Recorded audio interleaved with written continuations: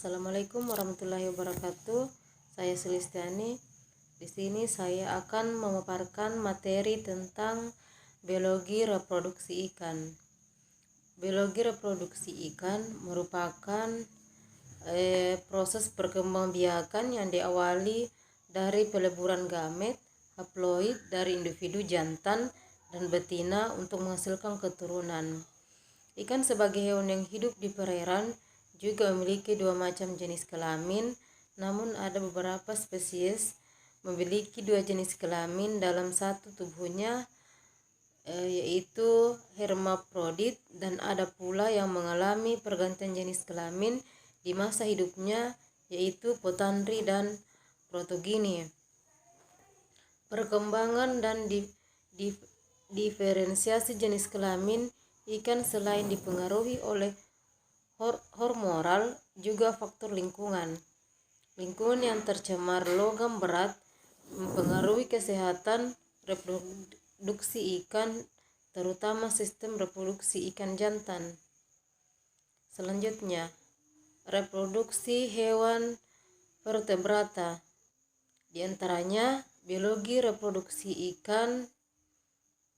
DNA di dalam inti sel adalah sebagai materi genetik. Artinya, DNA menyimpan informasi yang dapat diturunkan kepada keturunannya. Selanjutnya, reproduksi seksual. Berdasarkan awal terbentuknya individu baru, proses reproduksi dibedakan menjadi reproduksi aseksual dan seksual. Reproduksi aseksual adalah proses memperbanyak organisme tanpa melalui proses pertemuan antara dua macam gamet jantan dan betina. Reproduksi aseksual terjadi pada organisme prokariotik, yaitu organisme yang sederhana yang tidak memiliki membran intri. Selanjutnya, reproduksi hewan. Kemampuan reproduksi ini berlangsung ketika dua gamet yang berbeda tersebut melebar menjadi satu, membentuk sel yang disebut zigot. Zigot akan tumbuh dan berkembang menjadi embrio sebagai bekal terjadinya individu baru. Pada proses reproduksi ini akan menghasilkan embrio yang secara genetik berbeda dengan sel induk, atau genetiknya separuh berasal dari jantan dan separuh dari induk betina. Organ reproduksi internal dan eksternal. Organ reproduksi dibedakan menjadi dua, yaitu eksternal dan internal. Organ reproduksi eksternal merupakan organ reproduksi yang berada di luar ruang tubuh. Di antaranya adalah vulva pada hewan betina, sedangkan pada hewan jantan akan dijelaskan lebih lanjut pada bab berikutnya. Sebaiknya, organ reproduksi internal di antaranya saluran reproduksi, kelenjar aksesoris, dan gonad. Sebagai organ eksternal hewan betina, vulva terdiri atas bagian paling luar dikenal dengan sebutan labia mayora dan bagian dalam disebut labia minora serta klitoris. Labia mayor homolog dengan skrotum pada hewan jantan, sedangkan labia minor homolog dengan preputium, kulit yang menutupi bagian ujung penis pada hewan jantan. Pada saat hewan sedang estrus, suhu vulva meningkat dan tampak bengkak serta berwarna merah. Struktur dan fungsi organ reproduksi. Sistem reproduksi vertebrata pada umumnya hampir sama antara hewan dari takson satu dengan lainnya, yang tersusun oleh organ reproduksi primer dan organ reproduksi sekunder. Yang membedakan adalah struktur dan bentuk organ reproduksinya. Perbedaan tersebut berhubungan dengan lingkungan tempat hidup, kemampuan reproduksi, jumlah anak yang dilahirkan, dan juga bentuk plasentanya. Adapun gambar struktur anatomi organ reproduksi jantan pada mamalia seperti gambar sebagai berikut. Kemudian macam-macam bentuk plasenta, Pada sapi ada pada gambar A yaitu konveks, pada gambar B konkav, gambar C ada difus. Reproduksi hewan dengan tujuan utamanya menghasilkan keturunan berguna untuk melestarikan spesiesnya. Berdasarkan tempat perkembangan embrio, vertebrata dibedakan 3 jenis yaitu ovipar, ovovivipar, dan vivipar. Ovipar adalah jenis reproduksi hewan dengan cara bertelur. Embrio tersimpan dalam telur dan berkembang setelah dikeluarkan dari tubuh induknya dan dierami hingga menetas. Selama perkembangan dalam telur, embrio memperoleh makanan dari telur. Dalam telur yang fertil, selain terdapat calon embrio, juga terdapat kantung kuning telur, amnion, dan allantois. Dalam perkembangannya, embrio mendapatkan makanan dari kuning telur yang tersimpan dalam kantung kuning telur. Skema embrio unggas yang dilindungi oleh amnion dalam allantois telur. Pada arah panah 1 yaitu cangkang, arah panah kedua ruang udara, arah panah ketiga kantong kuning telur, arah panah keempat kuning telur, arah panah kelima allantois, arah panah keenam amnoin, dan arah panah ketujuh ada embrio. Beberapa contoh hewan ovipar diantaranya adalah serangga, unggas, dan beberapa jenis reptil seperti cicak dan toke. Walaupun kelompok unggas tidak memiliki organ reproduksi eksternal, fertilisasi tetap terjadi dalam tubuh. Hal ini dilakukan dengan cara saling menempelkan kloaka. Pada burung betina hanya ada satu ovarium, yaitu ovarium kiri. Ovarium kanan tidak berkembang dengan sempurna atau tetap kecil yang disebut rudimenter. Oosit yang dilepaskan dari ovarium masuk ke dalam saluran reproduksi yang disebut oviduk. Bagian ujung oviduk membesar, terjadi terus dan bermuara ke kloaka. Sedangkan pada unggas jantan terdapat sepasang testis yang berhubungan dengan ureter dan bermuara di kloaka. Fertilisasi berlangsung di ujung oviduk. Selanjutnya oosit yang telah dibuahi oleh spermatozoa atau zigot bergerak menuju kloaka. Saat perjalanan menuju kloaka zigot, calon embrio dilapisi oleh materi zat kapur sehingga membentuk cangkang telur. Embrio berkembang ketika dierami hingga menetas menjadi individu baru. Selanjutnya, macam-macam reproduksi pada vertebrata. Hewan vertebrata dibedakan menjadi beberapa kelas yaitu Fishes kelompok ikan, amfibi kelompok katak, reptilia kelompok hewan melata, aves kelompok burung, dan mamalia kelompok hewan menyusui. Proses reproduksi pada ikan merupakan proses memperbanyakkan individu yang tingkat keberhasilannya dipengaruhi oleh keadaan habitat atau kondisi lingkungan perairan. Perubahan lingkungan dapat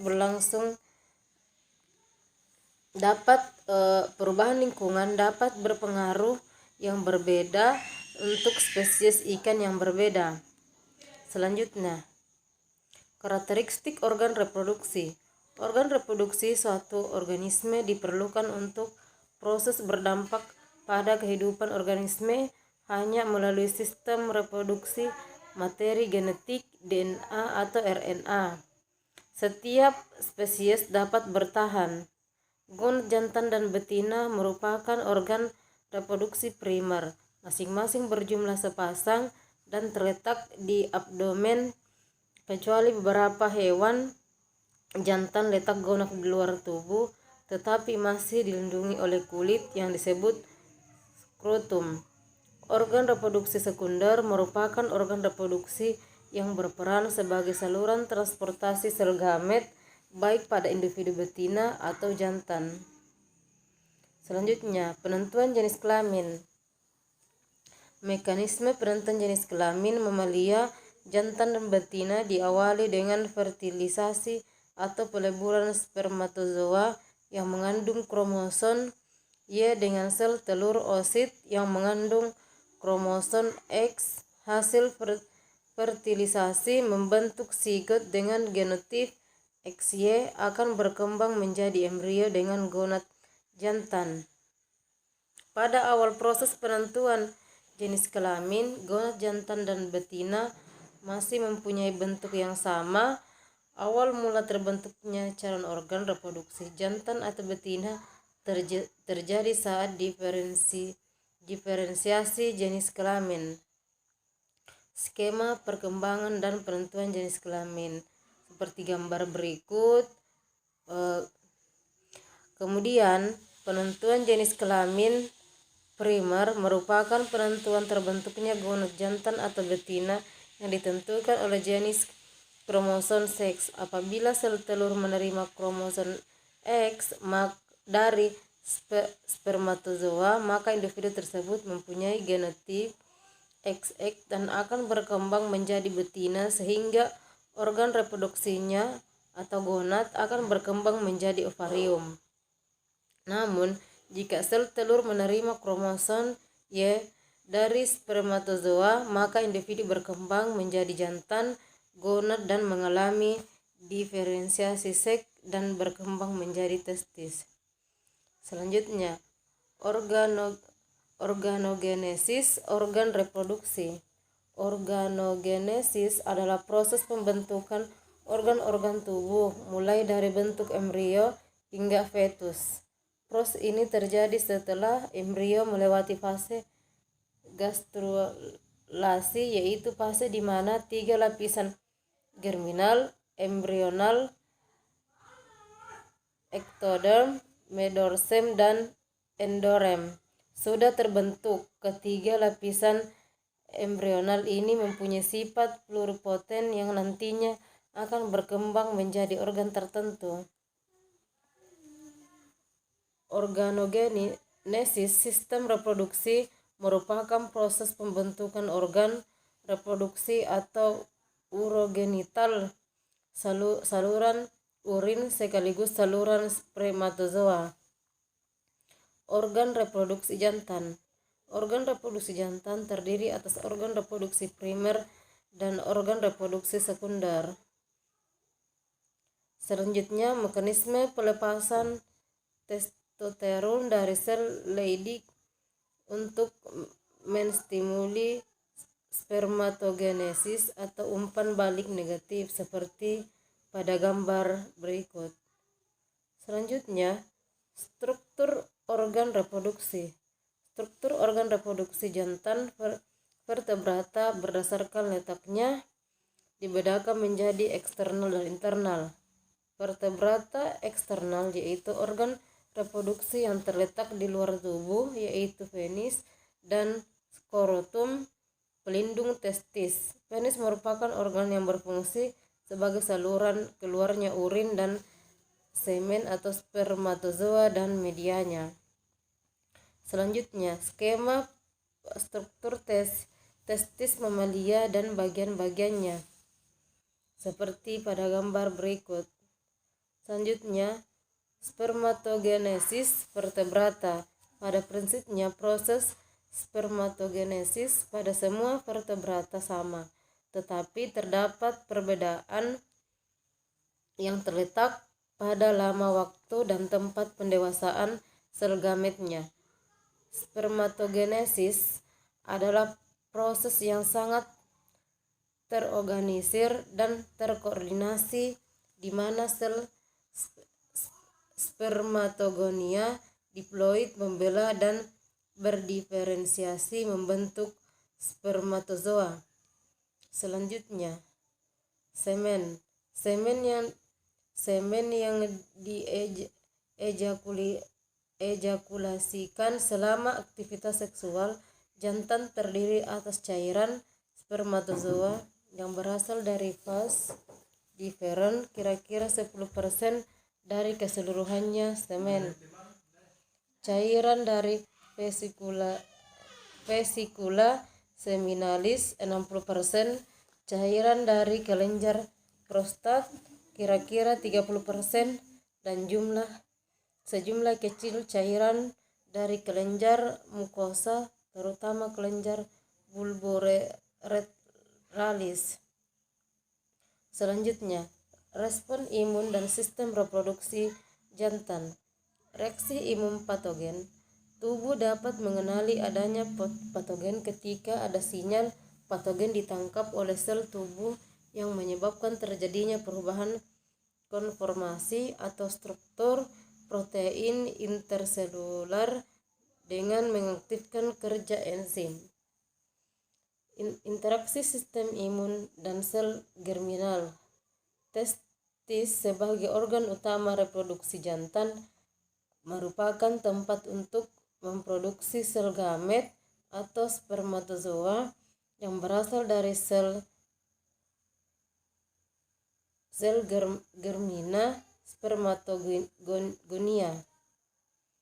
Selanjutnya, pengaruh hormon pada respon imun di testis. Fungsi sistem reproduksi dipengaruhi oleh sistem hormonal. Kelenjar hipotalamus menyintesis dan menyekreasi hormon protein atau peptida yaitu GnRH. Setelah mendapat sinyal dari tubuh, hormon ini masuk ke dalam aliran darah menuju ke seluruh tubuh dan akan memberikan sinyalnya pada sel target yang mengandung ikatan reseptor ligan yang cocok. Organ-organ reproduksi ikan jantan. Struktur organ reproduksi ikan jantan. Organ reproduksi ikan jantan disebut gonad jantan atau testis. Berjumlah sepasang, pada umumnya berwarna putih atau kekuningan, lonjong, licin, kuat, mempunyai ukuran lebih kecil daripada ovarium, terletak menggantung pada bagian dorsal mesenterium atau dinding tengah rongga perut. Ikan berat dapat mencapai 12% dari berat tubuh atau lebih. Struktur anatomi organ reproduksi ikan jantan. Letak testis menggantung pada bagian dorsal mesenterium atau dinding tengah rongga perut seperti gambar di bawah ini. Selanjutnya, struktur testis ikan. Teleostei adalah ikan yang memiliki tulang keras sejati. Insang terletak dalam rongga yang tertutup insang dan badan dilindungi oleh sisik.